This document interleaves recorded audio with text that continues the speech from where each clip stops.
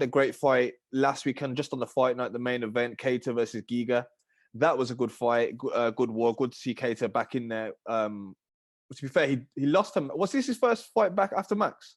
Yeah, he took a lot of damage in that, so it was the first time he fought in a year.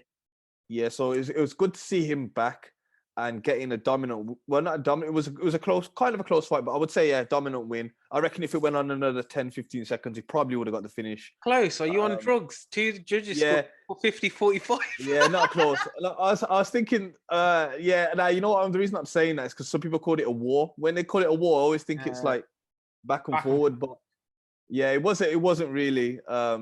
Kattar was on him. Kattar was just destroying him with like elbows, like throwing elbows from the like instead of a jab, it was like an elbow. Yeah, it was weird because he was in punching range, but he was like fucking. When I first saw the clip, like I saw a clip and it was like low quality, and I was thinking, fucking hell, his technique's so bad. Why is he swinging? Like he's known for his boxing, and I was thinking, man, he's swinging like that. That's terrible. But then when I watched it, he landed some vicious elbows. If you haven't saw our post as well, there was a spinning elbow that he landed, and it was like shit that you would see in movies. Like it was fucking perfect. Ducked the punch and span, bang, and Giga ate it. Fair play to him, but his face afterwards, you could see the damage from the elbows. He was cut up, man, so bad. Yeah, to be fair it just shows the level of Holloway's on. If this guy's putting people like Giga, like high level striker, and putting it on him and winning rounds and putting pressure on him, elbows, spinning elbows, taking him down, grappling, shows Holloway and they, the top two, Holloway and Volkanovski, on a different level. Yeah, so it's different. It's like this weekend's main event in the flyweights, man. Like them two are they're in their league of their own, basically. Like especially in that Kattar fight against Giga as well. Kattar had like incredible pressure, like he kept coming forward. But then if you compare that to his and Max's fight and how much pressure Max put on Kattar in that fight, it just shows you, man. There's levels to it, man. But the problem with that, it kind of stiffens a division up when there's only that top two that are really just going to keep, like Figueiredo versus Moreno. 3 is going to happen, which, to be fair, I'm a big fan of Moreno, but like, if he wins again, now who's next? But to be fair, a contender does normally come through eventually, but it's just a time thing. I think there's some interesting fights for Volkanovski. So say if Volkanovski Holloway 3 happens, and somehow Volkanovski wins a third one again. Yeah.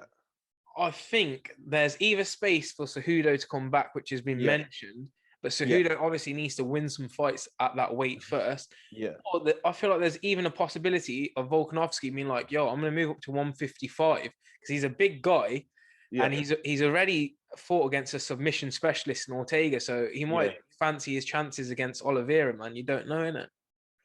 You don't know, you don't know, but I just feel like, I mean, there is no one there for him now. If he beats Holloway, Dana's trying to make it. We were just discussing this before. Dana's trying to make an example out of Cejudo. He doesn't want the same thing to happen with GSP, come out of retirement, beat Bisping, and then left again. So he's going to say, trying to basically put fighters off just fake retiring. He's making an example out of Cejudo, saying just don't retire and think I'm going to pay you loads of money to come back. That would work for a certain fighter, but I don't think Cejudo built that audience enough. Like Conor could get away with it. Like Diaz can probably get away with it, but anyone like Cejudo's nowhere on the level of kind of numbers that he brings. So he played a risky game and he hasn't paid off. Cejudo probably needs to come back and prove himself to Dana and give 1-2 fights and then go for the fight. But yeah, we might see him at a 145. I think people want to see Max at 155 as well if it doesn't work out for him. I think this is probably his last throw of the dice. If he doesn't capture the title this time, he should just move up to 155. There's 6 fights at 155 for him. Like Tony Ferguson springs straight away. Imagine them two fucking going at it, man. Or even the Max versus Conor when Conor returns. That's always there. Yeah. I mean, Ferguson, Gregor Gillespie, the one that got KO'd by Kevin Lee. Yeah. He's asking for Ferguson, but Ferguson's not really on it. Which Ferguson's not replying to anyone because the Chandler and Ferguson was like potentially on the cards about a week ago as well. But Chandler said that they've had no response from Tony. No one can find him. Fuck knows where he is. He's in the mountains. I was going to say he's training in the mountains or something. He's planning his comeback anyway. Yeah. So, Kattar, where does he go from here?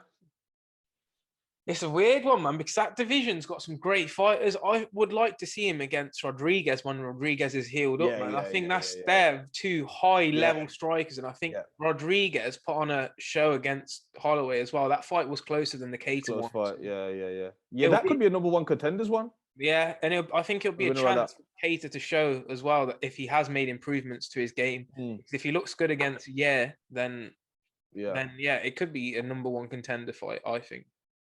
Okay. There's also Ortega there. Yeah, Ortega's there. Yeah. But I think he batters T City. But the thing is with T City though, he's always got that submission threat. Yeah, he's got the submission threat, but I just think I think it would depend if it's a 5-round fight or a 3-round fight as well. But I think Calvin's hands are so good, man. Like if it was a 3-round, I would bank on him winning 2 rounds and getting a decision. Yeah, I would say I would agree. I think 5 rounds Ortega's got a bit more of a chance. I feel like with Ortega, his jiu-jitsu is so good.